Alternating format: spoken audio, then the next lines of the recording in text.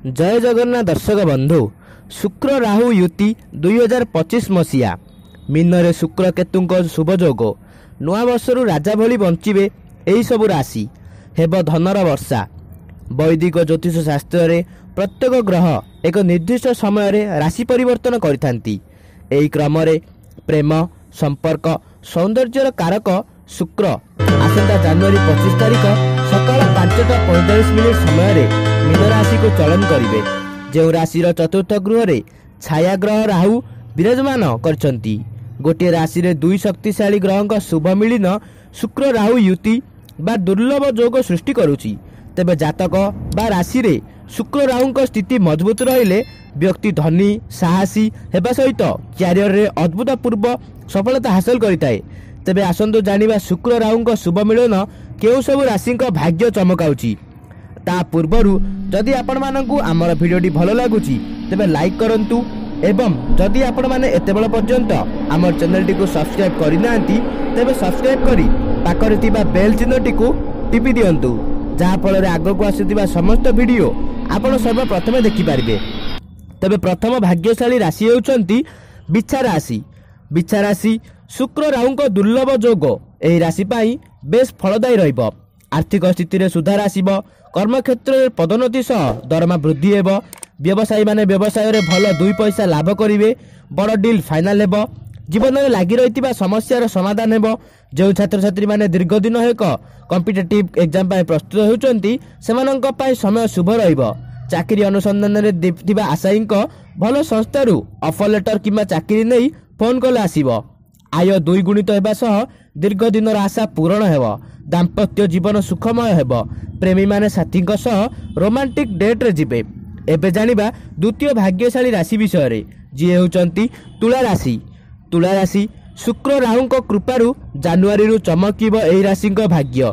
विशेष करी क्यारियर को नै कोनोसी प्रकार खुशी खबर पाइबे।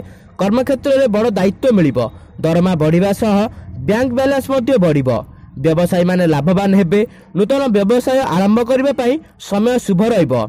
एही समय रे नूतन वाणिज्य व्यवसाय आरंभ कले भल लाभ पाइबे। घर किंबा जमी किनि पारिबे। पिलामानक क्यारियर को नै लागि रहिथिबा टेंशन दूर हेबो।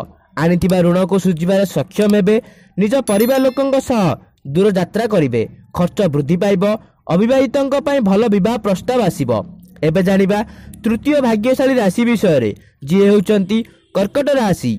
कर्कट राशि शनि शुक्रंक कृपारु एही राशिर भाग्य उदय हेबो। विशेष करी कर्मक्षेत्र में लगी रही विवाद दूर हेब। सहकर्मी और वरिष्ठ अधिकारी आपणक कार्य को तारीफ करेंगे। सरकारी चाकरी पाई स्वप्न देखुवा आशायी आशा पूरण हेब। जो व्यवसायी माने विदेश रे वाणिज्य व्यवसाय आरंभ करने को योजना करुछंती सेमानक पाई समय अनुकूल रहिबो। एही समय रे आरंभ कले भल लाभ पाइबे। अधा रही कार्य को शेष करिवार सक्षम हेबे। राजनीति कला साहित्य क्षेत्र में जड़ित थिबा लोकंक पाई समय खास रहिबो। कौनसी सभा समिति रे सम्मानित हेबे। पुराणा विनियोगरु लाभ पाइबे। स्वास्थ्य रे उन्नति आसीबो। एबे जानिबा चतुर्थ भाग्यशाली राशि विषय रे जी हेउचंती सिंह राशि। आसंता वर्ष एही राशि पाए बेस शुभदायी रहिबो। विशेष करी क्यारियर को नै लागि रहिथिबा अस्थिरता दूर हेबो। जो माने दीर्घ दिन हेबा चाकरी बदलाइबा को सेमानक पाए समय अनुकूल रहिबो। चेष्टा जारी रखंतु सफलता निश्चित भाव पाइबे। पैतृक संपत्ति लाभ पाइबे। नुआ घर किणवा सह आर्थिक स्थिति बदलिबो। पार्टनरशिप रे चलिथिबा व्यवसाय प्रचुर लाभ पाइबे।